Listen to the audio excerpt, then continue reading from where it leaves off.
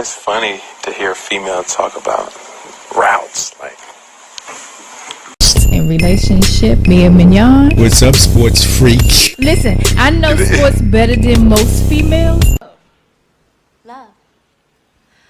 You know, what do you know about love? What do you possibly think you know about love? Maury Lang Show with the Renegade Relationship. Let me shatter that myth real quick before you go on. Just because a woman likes sex all the time does not make her a freak. Hello and welcome back to another episode. An exciting episode, a wonderful episode of Routes and Relationships where I am Mia Mignon. And I am Maury Lang Shaw. Hello, Maury Lang Shaw. What's going on, Mignon, Webb, Mia, Sports Freak? What's up? Wow. Good to be back in the place again. Yes, here we are. Here we are. All right, today's show brought to you by GreatTravelLife.com. Yes. For low-cost flights, discounted hotels, car rentals, cruises, shopping, travel shopping. Click on GreatTravelLife.com. You will not be sorry. Right. Just like I used that for our trip to New Orleans in July. Ready? What? That's news to me. Yes, we're going to New Orleans. So thank you, GreatTravelLife.com. Wow, I'm actually just hearing about this. This is interesting. Yes. So. All right, what's on tap for today? What's on the first half? What's on the second half? We're talking about black athletes and boycotting and the effects of boycotting. You guys boycotting on the black athlete. Okay, we're talking about NFL. The NFL, in yes. particular, Since that's the big issue, and all I ever see in response to the NFL's dumbass anthem rule is, man, these black players need to not take the field. So we're going to talk about that. Okay, and on the second half? The second half, tweak the sex. Tweaking the sex? What does that mean? Tweaking the sex. What I mean is, for example, if you and I are having sex and have had sex, and there's something that you do that you like to do, and previous sex partners of yours seem to like it, but I don't like it, then how do I have that conversation with you? Doesn't mean that we have bad sex. Our sex life could be great. I just don't like that one particular thing that you do. So how do I have that conversation with you? Well, that seems very easy on the surface. Yeah, So yeah, on the surface. what I'm hearing is, how do you tell your spouse that the sex game may be lacking or you don't like certain things? It's not lacking. The sex game is not liking. It's just lacking. It's just that there's one particular thing that I can do without when we have sex. Oh, okay. Yes. It's going to be a short show. Okay, all right, so first up, NFL boycott. The consequences of go. The consequences of boycotting? Well, I'm not going to boycott the NFL. Just because there's no plan of action of what to do with those black players once we boycott the NFL and the NFL decides that it can't afford to do anything because we're not going to buy tickets, we're not going to watch we're not watching the TV ratings go down, and yay, black people, you succeeded. Now, what do you do with those black athletes that have jobs? Well, all they know how to do is play football. Like, what do you do afterwards with those black players? Here's a couple things. To answer your question directly, all those guys majority of those guys have degrees, so they can find a job somewhere. And with their name, they can find a job easier than somebody else with the same degree, just because of their name. There's always commission jobs. Yeah. So it's not about they won't make the money they would in the NFL. Mm-hmm. They could make more than the minimum salary. They could. But I hear in your question, if they don't play football, what are they going to do? Yeah, kind of. But I just want to know that the first thing you say is boycott, boycott, boycott. But Right. after boycott, you have to think about the effects of the boycott, because you have black coaches, you have black executives, you have black general managers, you have black players. So boycott, great. knocking if that's what you want to do, boycott. But you have to think about the trickle down effect of the black people that now that's not going to have a job. You know. So that's all I want to know is what's your plan afterwards? Because to me, you know what my stance has always been. You boycott the sponsors and ask the sponsors why they continue to deal with an organization that wants to take away the First Amendment right of someone protesting. The only sponsor that I would not personally boycott and relate to the NFL will be Nike and Under Armour, because they and Ford, because they've come out and said that we respect the players' right to peacefully protest. So if they want to still sponsor the NFL, great. I know their stance. I know that their sponsorship with the NFL is strictly monetary. So everybody else, they got some explaining to do. Well, I remember us talking about, we had a small segment on another show about the boycott, and you always go back to the sponsorship, which I agree with, but it's so much bigger than the sponsorships, because the sponsorship money doesn't come close to the TV money. Well, the TV is a sponsorship. No, it's not a sponsorship. It's a contract. Okay. So no matter what, the NFL for the next until 2023 is going to get $2 billion. Right, but sponsorship money is $25 billion. So it's time to have that conversation with the sponsors. So you get $2 billion from television? Yeah, that's just from one Verizon streaming. You add up Twitter, ABC, Fox, NFL Network. It adds up. Right. But I'm saying the sponsorships is a different animal. And, forget the companies out there. Because, and we had this conversation at a football camp last year with your cousin, Mr. Arrington. And he really, the former NFL player, the players have the power. Not the consumers, not the sponsors, not the TV networks, not the owners, not the NFL headquarters. All the power leans to the players. So the players, and going back to your original question, what are they going to do if they decide, and I hate the word boycott, sit out. Yes. Let's say they take this year off. What do they do this year? Now, there's a handful of players that are financially well off, and they're really young, so they can actually go home and sit down and just do nothing. Yeah. And then there's a lot of other players that actually need to go find work to pay bills. And all I have to say to that is, from the civil rights era, Martin Luther King used to say this, Elijah Muhammad used to say this, Malcolm X used to say this, there's going to be some of us that sacrifice. And usually it's the leaders that sacrifice, as we saw with Martin Luther King, what we saw with Malcolm X. The leaders are usually the ones that sacrifice the most because they sacrifice their lives. Yes. There are going to be players out here that are going to have to sacrifice something for the greater good. I agree. So, what they do if they don't play, I'm not all that concerned about it, actually. Because they're going to have to sacrifice something. They got to go work at McDonald's, or work at the furniture store, or go sell some insurance, or sell some mutual funds. You're right. So they can survive some way, shape, or form. But the greater good is at stake here.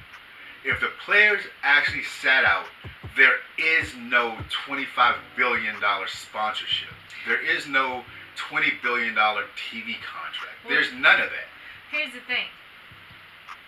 I agree with you that the players, they hold the power. They know they hold the power, and they should take that power, and they should sit out. But the thing is, they've already taken money from the devil for their souls. When they took that money for that social injustice pot coalition or whatever it was that they did in exchange for not having that peaceful protest, then now they've already put themselves in a position where they cannot do that. For at least 6 years, they can't do that.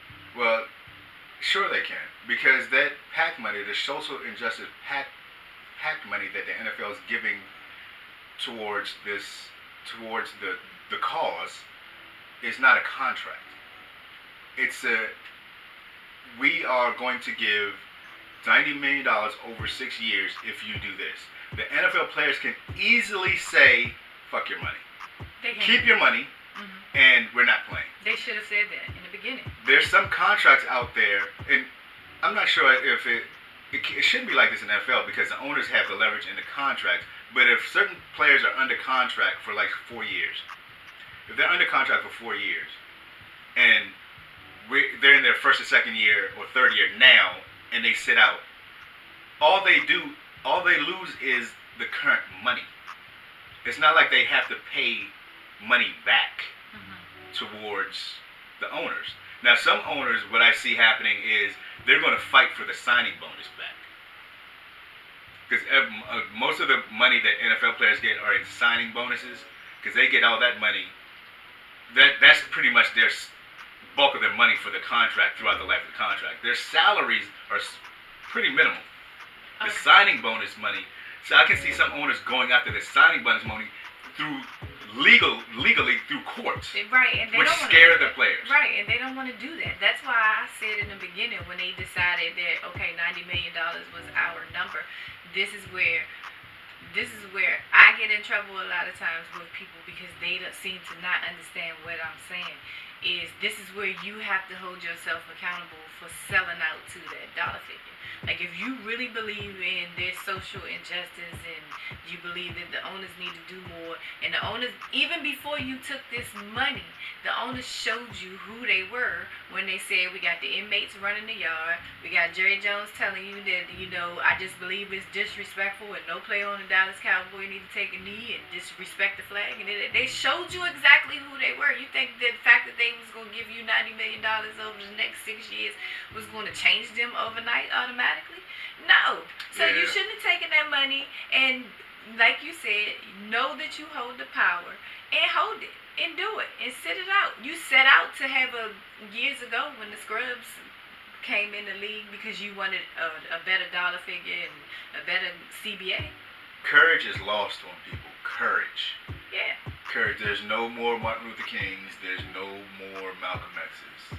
That's why people talk about throughout leadership names out there now. None of like the Jesse Jacksons, the Al Sharptons.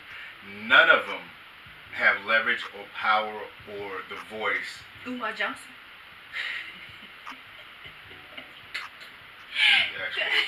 Umar Johnson is not telling y'all what to do out here.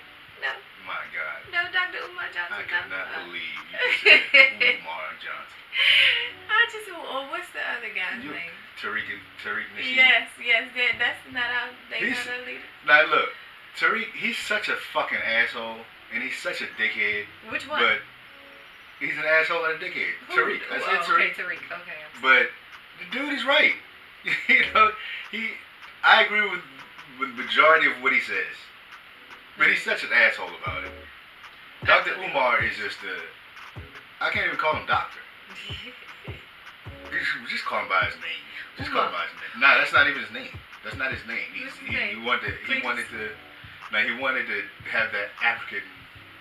What's the dude's name? I don't know. I don't know. I don't even pay attention to half the stuff that he says because most men like that, they're 9 times out of 10 they're hypocrites at what they're saying and they're just doing it for likes and want to get noticed and all of that other stuff. I don't have time for people. Now, Jermaine Shoemaker, I didn't have to look it up. Jermaine Shoemaker, actual fraud. He's a con artist. He's very smart, and he's the type of guy, as kids, adults would say, if you use your talents for good and not evil, the world will be a better place. The dude has talents, but he's using them for evil. Is he really? Yes. I'm messing with you. I already know. The dude's a con, but we're so off topic. I don't want to talk about no daggone. But yeah, we were talking about why you brought this up. This is the problem. Jermaine. So for everybody who want to call people like me who aren't necessarily will continue to watch the NFL and want to call me a coon and a sucker and a sellout and all that other shit, my response to you is I'm going to coon as long as the players coon. When the players sit out, I'll sit out.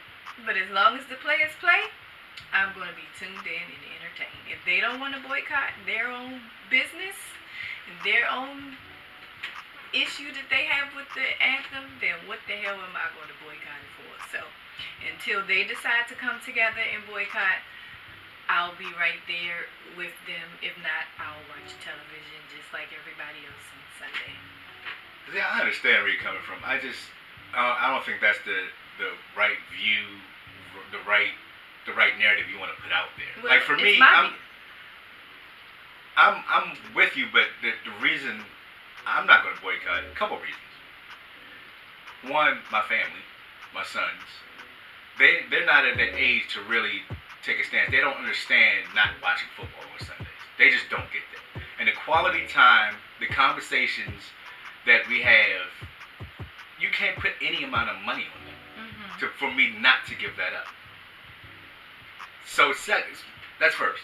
Second, boycotting NFL is a white supremacist president of the United States narrative now. Whether you like it or not. You boycott, you look like you're supporting the president. That's the biggest thing for me.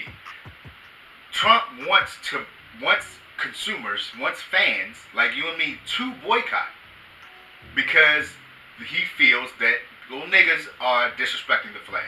Yeah, because they're privileged to make as much money as they make anyway with your black ass. So as long as they kneel, according to Trump, fans should boycott the NFL. Now, we as black people are going to now boycott the NFL to support the Trump narrative.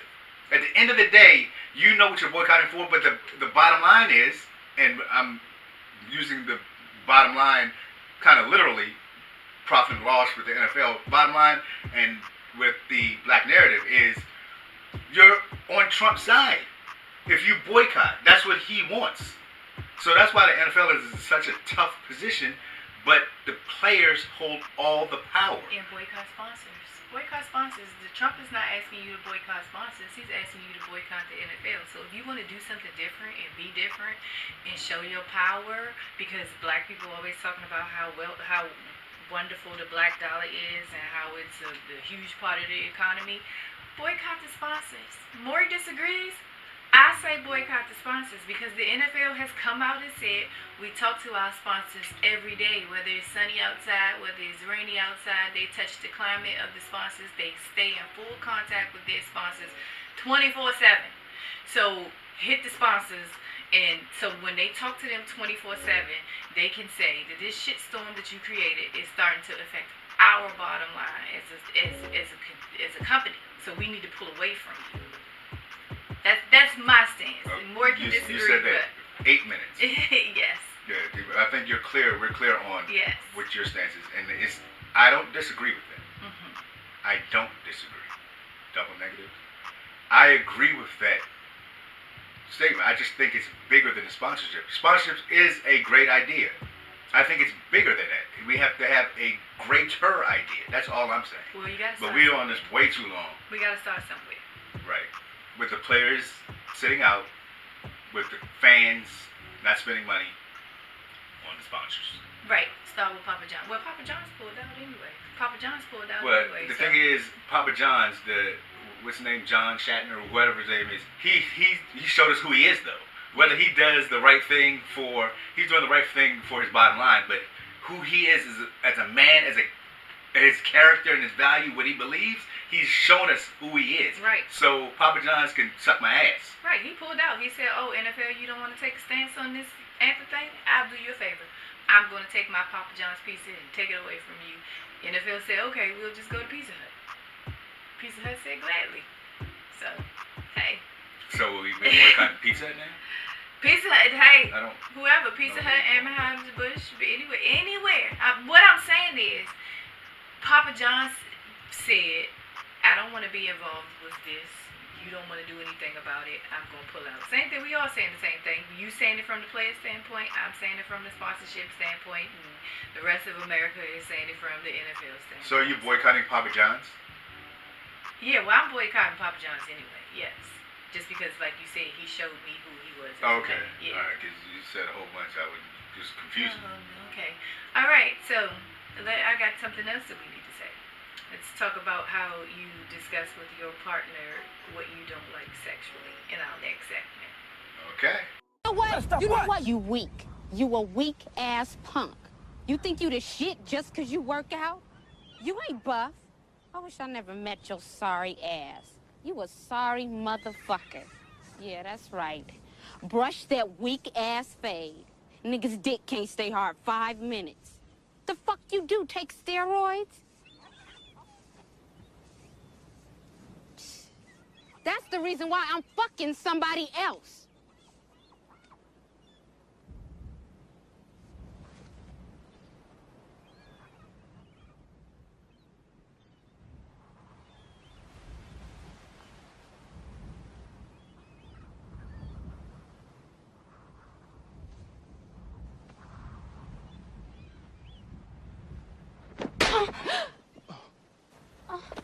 Now we're talking about telling your spouse that your sex game is whack. That's what's going on here? Yes, we are. Okay. This portion brought to you by... We don't have a sponsor for the second half of the show. If you want to sponsor this show, you want to get your products and services out to the hundreds of people that listen to the Routes and Relationships podcast, hit us up. So, how do you tell your spouse that the sex game is lacking? You keep saying the sex game is lacking. Because that's what we're talking about. Otherwise, it's a short show. I keep saying that there's something that you like. do that I don't necessarily like. Either way, you have to have that conversation, tweak the sex conversation. Right. That's much easier than, telling your spouse that something's lacking. If I don't like something, then I'm just going to tell you. Like, I'm not all that fond of that. Well, yeah, you, because that's who you are. But some people are kind of scared to tell their partner because they may take it as exactly like you just said. My sex game is weak. It doesn't mean that your sex game is weak. It just, I just don't like when you do that. But some people will think that I don't get that. Like the way you have sex. I don't get that at all. If you don't like Brussels sprouts, I'm like, you're telling me that's a hard conversation to have. Like I don't like the way you cook Brussels sprouts. I don't know how else to say that. Like, these are soft. They're soggy. They're too crunchy. Brussels sprouts is completely different from, hey, I don't like when you something do in the bed. dip stroke. But the thing is, I don't think so. I don't think it's that difficult. Yeah, well, you and I talk about everything, so no, it's not difficult. But I have my relationship hat on. I'm even speaking from a relationship standpoint. Some people cannot have that conversation with their partner because some people are just insecure altogether. So any little thing that you tell them, like me, you can tell me. Like I know, because anybody can say it. Like something you don't like. Like, no, I don't like that. I don't like when you bite my nipple. Yeah, I don't like when that seems much easier than, man, I need this more. You don't do this.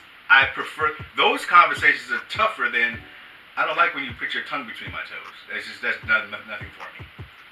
Well, I'm telling you that those conversations are not as easy as, I know a female that she used to talk about all the time that her husband used to like, before they got married, anybody that he was in a relationship with, he used to like for I know what you're going to say. What? I know what you're going to say. What am I going to say? He used to chomp on her clit with his teeth. No. No? My bad. Before they had sex, he used to like to watch his woman play with herself. Well, she didn't necessarily like to play with herself. She felt uncomfortable in playing with herself, and especially having him be right there to watch her play with herself. So she would get up out the bed and go play with herself in the closet, and then come back and come back and get in the bed. And then she was all riled up. But for him, he was like, that don't do anything for me. Like, my whole thing to get aroused was watching you. Right, so he wanted to have that conversation. She was already sensitive about playing with herself, so he had to have that conversation with her that it's just not turning me on. Like, right, but do you understand what I'm saying in your example now? What I'm saying is it's rather simple to tell somebody that you don't like it. In your example, her way of telling him she doesn't like it is actually getting up and going in the closet. Mm-hmm. See how easy that was? And she didn't think, oh, me getting up and going in the closet is going to hurt his feelings. She just got up and went in the closet. Yeah, but he didn't play like with herself. And now we're changing it if he doesn't like it. I said that. He didn't. He had to have. Right, but the issue was that she didn't like the fact that he wanted her to play with herself prior to sex. It made her feel uncomfortable. It was her issue. Well, she could have said that, like, this makes me feel uncomfortable. Right, her way of doing it, again, was getting up and walking into the closet and doing it. That's equivalent to saying, I don't like this shit. And if she's getting up, and tell me if this makes sense, if she's actually getting up and going in the closet, she's had to tell him, like, I don't really want to do that. No, well, she wanted to be able to please her husband, so her compromise was, I'm going to go play with myself, but I'm going to go play with myself in the closet. But you see how the communication, it seems like it was rather simple. It wasn't a criticizing, blaming. It wasn't tough. Like, the tough conversations is, like, your sex game is whack, and I wanted you to get better. Those are tough conversations. Well, Those how are do you have that hurtful conversation? feelings. Because to me, it seems like that's where you want to go. So No, how do you have I'm that just- conversation with? How do you have that your sex game is whack? And you've been with this person for a number of years, and 7 years in, you want to tell this person that their sex game is whack. How do you have that conversation? You know, when I say whack, of course we're being a little facetious. You know, that's clickbait words. But the mature thing is that you feel like you're lacking something from your spouse. And what are you lacking? And how to communicate that. It's not first. It's not where I want to go. It's just that your question is. It seems rather simple to answer. But for some people, to you, it's simple. No, I have my you, it's relationship simple. hat on, and of all the 6 years I've been doing relationship coaching, I've never gotten a question of how do I tell my husband that I don't like what he's doing. I've been in a relationship where somebody told me after months and months and months and months of being together, out of frustration for what he told me was purely frustration. I was 24, and out of frustration, he just blurted it out. But to me, that was something he could have come to me and said to me a long time ago, and I could have told him, a year before, oh, you ain't getting that from me, Slim. Like, we could have had that conversation a year in advance. So you said, I was saying where you're going with this, because you said you're not getting that from me. That means something's lacking. It's not something you don't like or he doesn't like. Well, I don't know. I just wasn't doing it. Oh my gosh. Are we paying anybody listening? I What- kind of wish we were what doing a I'm live saying- show so people could what call I'm in. saying Because what is- you just said in your own example is that he, out of frustration, told you something. And then your response was, oh, that's respect? I'm not doing that. You're not getting that from me. That is something you're lacking. That's my question. Your question was that your spouse is doing something, your boyfriend or girlfriend is doing something you don't like. You, according to your own story, you're not saying you were doing something he didn't like and he said something out of frustration. It's just something you weren't doing at all. Well, yeah, technically I was. I wasn't doing something that he wanted. So, Right. yeah. That's not even your own question. Your question is, how do you tell your spouse that you don't like something that he's or she's doing? Well, he didn't like the fact that I wasn't doing something. That's a completely different question. That's my line of questioning. Well, answer your line of questioning. Because you already said to my question, it's simple. Say it. So now answer yours. How do you, since his frustration was, I was 24, he was 34. His frustration, because I'm going to give you something to answer. His frustration to me was, if you think I'm going to be with somebody for the rest of my life and not get my dick sucked, you got another thing coming. So how do you have that conversation? So we've moved on from I don't like when you actually do something to how do you communicate something you want to have done. because you're making my question more difficult than what it is. So yeah, your question is simple. Well, you've answered my simple question. Now let's answer your difficult question. Go. Man, the pressure. See, this is the question that I've actually had before, where this sexual activity is very, very personal, and the way men and women do things if you criticize it or you have a problem with it, that can really hurt somebody's feelings. Because they feel what they're doing, or they wouldn't be doing it, they feel it's good or even great. So for you to say, hey Slim, that's not great, it's not good, it's actually kind of whack. Well, they'll tell you, hey, I ain't never had no complaints before. Everybody else seemed to like it. Nobody else said anything. And that's why you have to communicate about it, because you want to avoid that bullshit. Because if somebody said that, then you almost don't even want to talk about it anymore. I'm like, why would you even say that? Nobody else has complained about it? Maybe they have and haven't told your dumb ass. And see how the conversation goes left? Yeah, I see. So, man, good God. But go ahead, you're supposed to be telling us how to have that conversation. So, we having sex. Right now, we having sex, and I did something that I think that, oh my God, this is amazing. This is going to just like rock his world. Right. And you like, man. I wish you'd stop that. That's Again, what you that's going back to your line of question. Go. Again, what are we talking? We're talking about me doing something right now, because we having sex right now, and I'm doing something, and I've done it. She And doesn't you said, realize that she's what? asking her questioning again. Oh my gosh. It's something, your line of questioning is about something you are doing, the actual act. And oh you my have gosh, a problem whether with I'm it. lacking at it, I don't know. Maybe you wanted 40 strokes and I gave you 10 strokes, so you're lacking strokes. Just give me the answer to it. Something, do something, please. People want to know. Oh my gosh. First, alright, here's the advice part. Here's the sexual therapist part of my relationship coaching. First, this goes back to basic communication.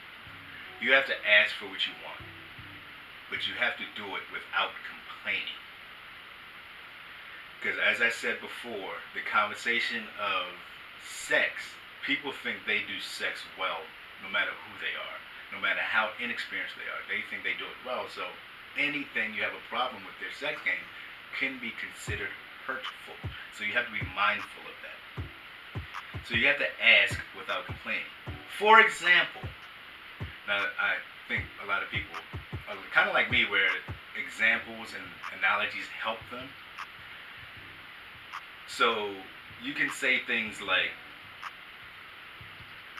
I wanted to know what it would feel like if you did X, Y, Z. No, not. I wish you stopped that. Yeah, yours is the actual act that you want somebody to stop. And that's a simple thing. Like, if you're using teeth in your blowjob, I'm going to tell you, you're using teeth in your blowjob. Stop it. But if it's something that I want you to do more of, I'm going to suggest it the way I just did. No criticism, no complaining, no blaming. So what if it isn't done even after you said it? Then the issue is no longer the recipient. Because you've told me things quite a few times. Not sexually. Let me clarify. This is not sexual. I'm talking about our relationship stuff. You like it when it could be anything. And I think it's so small what I do, but to you it's big. And I don't know it's big to you, but it's so small to me that I just don't do it consistently. So you remind me, like, this is a big deal to me. I'm like, oh, dang, that's okay. So I got to be mindful of that to do that more. You know what I mean? And again, I'm not talking about sexually. So don't ask me after the show, what you talking about? I'm not talking about sexually. So that's first. Ask for a change, suggest things, and do it without complaining. Second, take responsibility for your own satisfaction. What does that mean? Yes, what does that mean, little wise one? It's, the phrase when you break up with somebody or you have an issue with somebody, it's like, it's not you, it's me. Yes. This is kind of the easy way out. We're going to try that in this situation. It's not you, it's me. So what you don't want to do is to say, I hate when you do this. Because that's very critical.